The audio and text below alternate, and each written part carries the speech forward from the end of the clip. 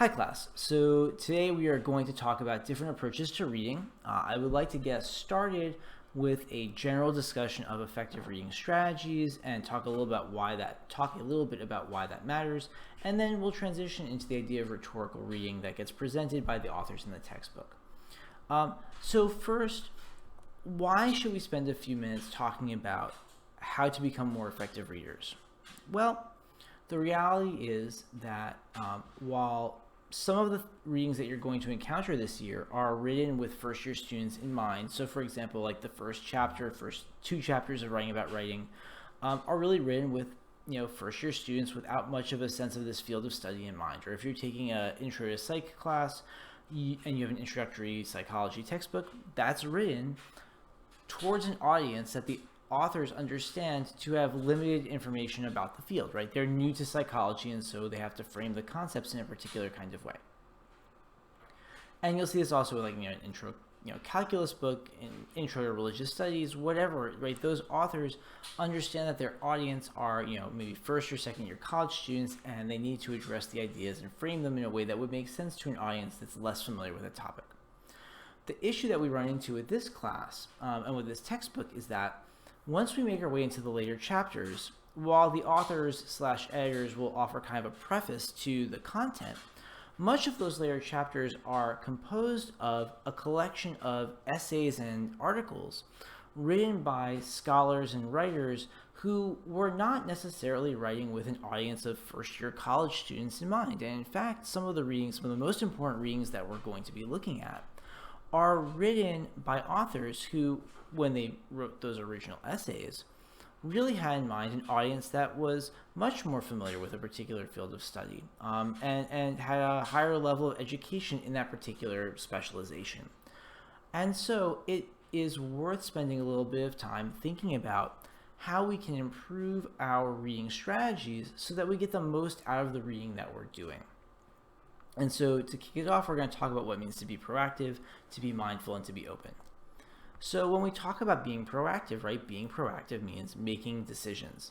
And so we can think about what are decisions that you can make as a reader, what are factors that you are able to control, what is your plan for reading? And this can be anything from decisions about where and when the reading takes place, the environment that you are in, the way you want to structure your reading, right? So you might say, well, I do best when I break my reading up into smaller chunks, and so I'm going to plan it out in such and such a way. Or you might say, hey, I do best when I can really, invest myself in a particular piece, and so I'm going to make sure I block out enough time to do that.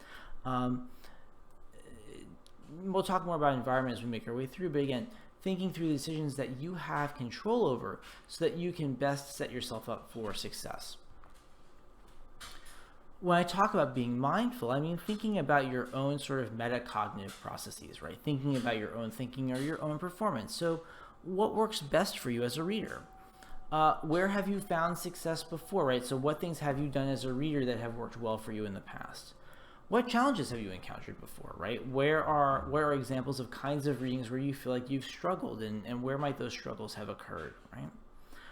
You might also want to be mindful of the biases or preconceptions that you're going to bring in with you to your reading, and this will tie a little bit into the idea of being open in a moment, but I think it's important when you begin a reading or begin a class to think about, as they say in the first chapter, right, the conceptions that you're bringing with you, right, the ways of seeing the world that you're bringing with you, and not to take those for granted. Not to say that you're going to have to throw those out over the course of a semester, but you do want to sort of keep those in check so that you are able to do what we're going to talk about next, which is the idea of being open. So when we talk about being open, there are lots of ways to be open when you're reading, right? So one of the ways, and I'm actually going to skip one here for a second, right? You need to be open to new ideas, right? You need to be open to the idea that as you are engaging in readings outside of your area of expertise, your lived experience, that you may encounter ideas, theories, ways of seeing the world that don't necessarily align with yours, and that's fine. And it's not to say that what you bring with you into those scenarios is wrong or needs to necessarily change, but part of being in college means kind of reading with an open mind and being what scholar Peter Elbow would say as a generous reader, right? Additionally, to go back to the top of the list, right, you have to be open to new strategies, right? If you're someone who is used to always just sort of cramming in the reading, the night before, or even if it's not the night before, just sort of sitting down and doing like a single read through, eventually you might encounter material where that doesn't work anymore. And so you're going to need to be open to readjusting your approach, right? You're going to need to be open to struggling. College isn't supposed to be easy. If it is easy, it means you need to be picking harder courses, I guess, right? But everyone struggles. Everyone finds readings that are, especially challenging, whether that's because of the density of the material or the novelty of the material, or just because there's some sort of mental block to kind of processing what the author is saying. And that's okay too. And that's partly why I'm here and why your classmates are here, is to help us kind of make our way through these readings, especially when we get into some of the more challenging ones. And again, tied to all of these is the idea of being open to changing, right? Whether that's changing your strategies, changing your approach in response to something you're struggling with, or even changing your opinions about a particular topic or your worldview on a particular topic, or changing your sense of what are the right questions we should be asking about a particular kind of topic. And I think if you can embody those notions, of being proactive, being mindful, being open, you will be able to get more out of the time that you're investing in the readings that you're going to be doing for this class and others. And I think given how much reading you are going to have to do over the next 4 years, it is worth your while to make sure that you're getting the most out of that experience as you can. So I'll just offer a couple of tips, right?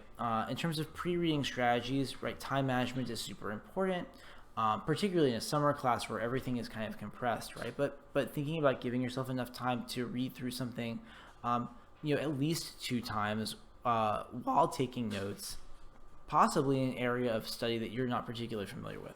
So leaving yourself sufficient time to do the reading is really, really crucial.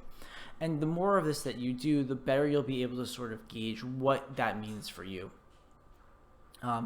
In terms of other pre-reading strategies, environmental control, right? Figure out what works for you and set up the conditions to do the reading effectively. So kind of an example that's sort of a constant issue in my home, and was actually an issue back in college. My wife, who I met at Fairfield U, we would sometimes try and study together. She really likes to read with background noise on. I cannot do any reading if there's anything else going on in the background. I lose my concentration. And this has been a constant issue, over the past 17 years that we have known each other, which has only gotten more complicated now that we have kids who are also very, very noisy and demand constant stuff going on in the background. But if you're living in the dorm and for example, that you cannot work if something's going on in the room, then you need to find, your kind of reading space on campus. Background searches. It doesn't hurt to go and look up who the author is before you read something, or if there's it's going to be a particular topic and nothing about that topic, even to go to Wikipedia just to get a really quick skim of what you might expect. So doing some background work can't hurt. Thinking about your motivation and rationale, right? And we'll come to this a little bit later when we talk about rhetorical reading, but what are you trying to get out of the reading, right? How does this reading fit into the bigger picture of what's happening in the class? And if you can think about that, right, if you can answer that question, why have I been assigned this particular reading, or what do I need to get out of this reading? That will help guide your process of figuring out what to prioritize in a particular reading and what information you can kind of gloss over as you're making your way through it. Obviously, while you're reading, you want to be an active reader. I think this is easier to do if you give yourself, 2 passes of the reading, right? Maybe once to sort of read through it and a second to go through and make notes. But you want to make notes of your observations, right? What did you think about as you were reading something? What was sort of your aha moment, right? Record questions, right? As you encounter them, so that you can ask them of someone later, right? Whether that's sending me an email or putting it in your group discussion boards. But you want to make sure you record those questions as they arise. You want to make sure that you're identifying key terms, something I asked you to think about with respect to chapter 1, right? What is the language that matters? Because that will teach you a little bit about what seems to be valued in a particular kind of field of study. Think about drawing connections, right? Do you see parallels between what you see in one reading and what you're seeing in a new reading? Or if not parallels, right, moments of intersection where maybe there's a disagreement. And this will be particularly important for us as we move into weeks 2, 3, 4, and 5, when we move away from sort of the sort of more textbooky kind of reading and more into individual articles by various authors who sort of circle around a particular kind of topic. And then, of course, you want to revisit challenging passages, right? If you get through a paragraph and something is giving you a hard time, you want to go back to that. Maybe not immediately. Maybe you'll just kind of skim it and then go through the rest of the piece, and that will give you the context you need to make more sense of it. But the reality is, even your professors, I assure you, when they're encountering a new academic text, are not simply reading it one time and calling it a day, especially if it's something that they think might have some value. So thinking about these kinds of active reading practices, I think, will help you get more out of the reading you're doing for the course. After you're done with the reading, I would kind of make 3 sort of recommendations, right? One is to sort of, summarize what you understand about it. So actually, like, say aloud or write down, what were sort of the key points? What do I understand the key points of this reading to be? And I think it's really important to force yourself to actually do this, right? It's really, really easy to get to the end of a paragraph and say, oh, yep, I understand that, and move along. And then when you actually have to, like, think about it, you don't remember anything, or you can't really put it into your own words. You want to reflect upon connections. Little tip, there is no better way to impress a professor than being able to draw connections between something that you have read in, that you just read for a course, and something that you read previously, or even something you read in another class, right? That really shows a higher level thinking that really sort of impresses faculty. And then finally, prepare for discussion. Now, we're not having sort of traditional discussions because this is a summer class, but you will be expected to sort of jump into these weekly discussion groups that I'll be talking a little bit more about on Wednesday of this week. And so you want to make sure that as you're reading, thinking about what are some points I might bring up in a conversation, right? What are some things that I thought were interesting that my group maybe will be able to talk about in greater detail. So now let's step back to chapter 2 and really think about what the authors want us to consider with respect to reading. And I think the big questions that are tied to this are sort of, where does meaning reside in a text, and how does that shape our approach to reading? And one of the big things that they want us to think about is how the meaning of a text, it does not exist purely in the text itself, right? Readers construct meaning in the act of reading. And you know that this is true even if it's an implicit understanding, right? So for example, they give the example of phrase, right? Let's say I said something, wow, it's really cold in here, right? Depending on the context, you might read that to mean I'm literally talking about the temperature in the room, or I could be talking about the social dynamics in a room, right? You know that based on someone's tone of voice, or the tone of a piece, whether or not someone might be being literal or sarcastic, right? And so there are a number of factors that shape how meaning gets produced, and that if we accept that the meaning of a text does not exist solely in the words themselves, but is a product of our interpretation, then this has some impacts on how we approach our reading, right? And so some of the things that shape our ability to construct meaning could be things like our knowledge and assumptions about the author, right? So what we know about an author, whether it's personal details or their political affiliations, etc., might color our willingness, for example, to fairly weigh out their ideas, right? Other things that shape our construction of meaning would be what we know about the context, right? So if I'm reading an essay, knowing where and when it was originally published gives me some additional context to think about how what's being said there fit into a particular time and place in a way that might not completely apply to our contemporary situation. And our own level of understanding about a topic shapes our construction of meaning, right? So the way that we read something that we are very familiar with, right, and a topic we're really familiar with is different than how we might make sense of a topic that we have less familiarity with. So when we think about what it means to read rhetorically, particularly when we're thinking about, the writer of a particular piece that we're reading, we can think about motivation, exigence, and context. So motivation, right? What is the writer's goal or goals, right? How do we know or think we know, what those goal or goals are, and how does that impact the writing or the reading? So what do we mean by motivation, right? Writers write for reasons. whether that writing is like actually, words on a page or constructing a video, etc. We are motivated sometimes in multiple ways. So just to give like a really kind of simple example, I asked you to make Flipgrid videos to introduce yourself to the class, right? And you had several motivations when you were making those videos, right? So one motivation was you were motivated by the fact that you wanted to show me that you could follow instructions and do what I asked you to do, because that was the assignment. But you made decisions about what you chose to talk about. You made decisions about where to record.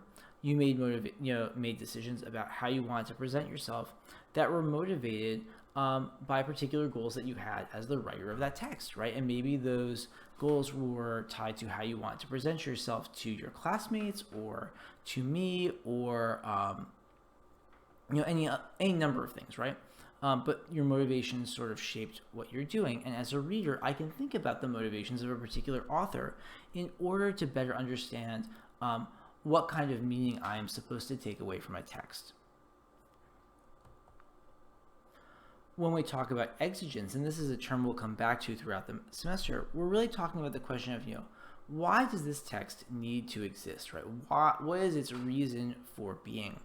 And another way to sort of frame this is, right, what is the problem that needs to be addressed, right? And problems can be practical problems, like stuff we have to, we fix it by doing something, or conceptual problems where we fix it by learning something new. So again, if we go back to the Flipgrids, right, why do they need to exist? Well, it's an online class. We are not meeting each other in person. Additionally, we are coming out of several months of some, anything from like full-on quarantine to sort of a socially distanced context. And so like as a class, especially a class that values sort of collaboration and working together, we need to get to know one another, right? So there is an exigence in that text. There's also an exigence in the sense of, again, there is an assignment, right? There is a thing that needs to be done. Now, what motivates you to engage in the assignment in the way that you do is your own. And it's important to know that motivation and exigence are not identical, right?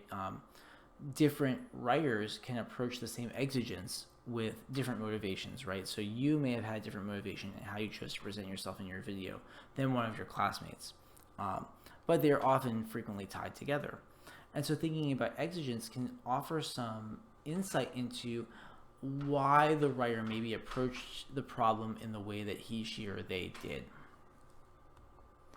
Finally, obviously, writers are shaped by the context in which they're writing, right? The time that they're writing, the place that they're writing. And that can be both like geography, like physically, what country did this come from, but also like where was it published? So for example, we could judge or make some judgments on the authenticity or reliability of a source based on where it's published, right? If it's published in a major news publication, right, whether that's the New York Times or the Washington Post or the Wall Street Journal, we might lend that more credibility than if it was published on some random blog or some random Tumblr account or Instagram, right? We can think about the context that shapes some writing by thinking about what were the other texts circulating around the time of its publication, right? So how is this piece of writing that we're looking at responding to other texts that circulate? And we'll actually see a lot of that when we look at some of the academic articles that we're looking at this semester. We can think about cultural contexts. We can even think about personal dynamics, right? So our relationships to one another impact how we read the messages that we receive from other people, right? And writers, communicators try to account for those personal dynamics when they are communicating, and that shapes the way we might read that particular text.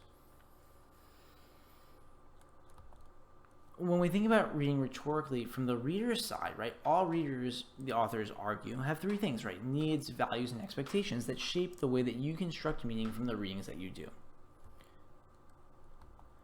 So all readers have needs, right? What do you need the reading or text to do? And this is going to depend on a whole host of factors, right? Sometimes, right, in the case of a reading for a class, right, you need the reading to be clearly written so that you understand the material so that you can take an exam. If you're doing research, you might, as the reader, need for the texts that you are engaging with to help you better understand the broad strokes of a particular academic discipline, right? If you are like me and you are helping your 6-year-old daughter assemble a project, right, then as you're reading those instructions, you need them to be simple enough for someone who is deeply sleep deprived to execute without causing any sort of personal injury to you, your daughter, or the project that you're working on. Earlier this summer, I nearly glued her to a spoon. So, like, these things happen. So again, as a reader, you need to think about what are the things I need this reading to do, because that's going to impact kind of how you frame your reading of it and what you kind of take away from that reading and what you choose to prioritize as you're making your way through it. All readers carry with them certain values, right? So a big value is sort of assumptions about what constitutes, good writing. And this is kind of interesting because frequently, particularly first-year students, frame, whether or not, if I ask them, well, what did you think of an essay? They'll think about it in terms of like, I liked it or I didn't like it, or it was entertaining or I found it boring, right? And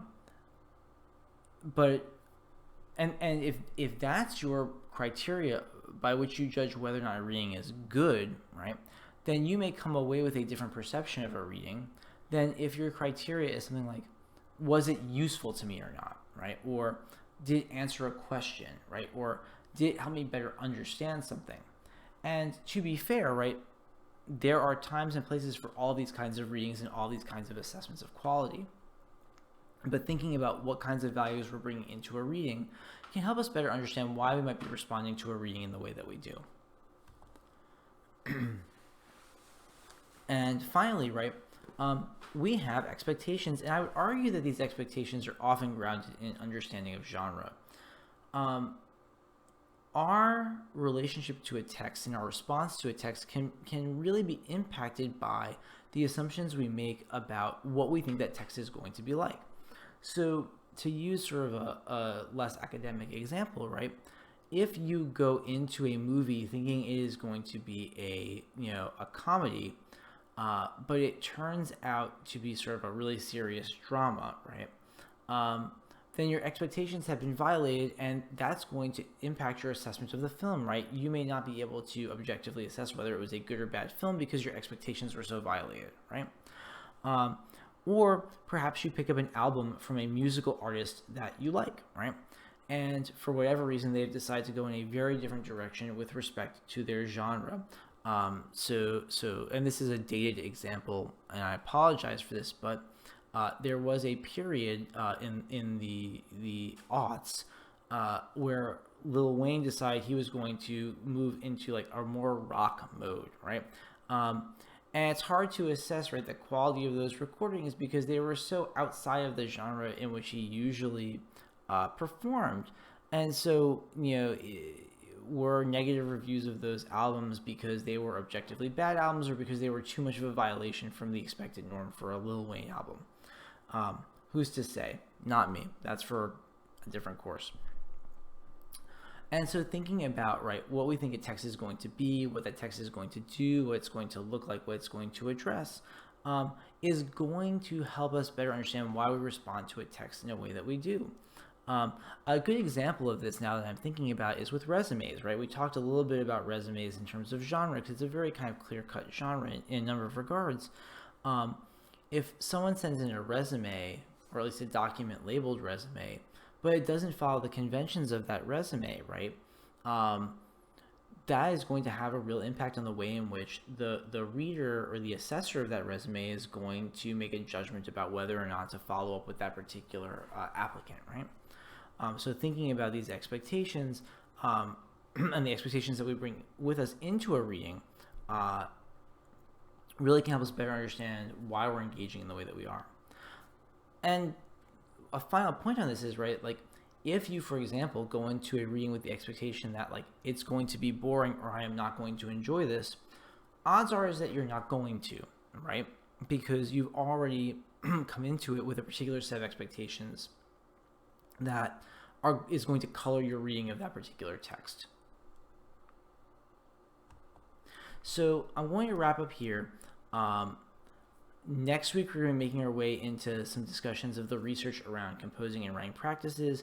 But the main takeaway that I'd like you to be thinking about as you move through the rest of this week is simply being more aware of your own reading practices, right? And thinking harder about why and how you read the way that you do. What are some practices that you might need to change? And what are some decisions that you can make as a reader to help you make sure that you're getting the most out of the work that you're doing in this course and in others?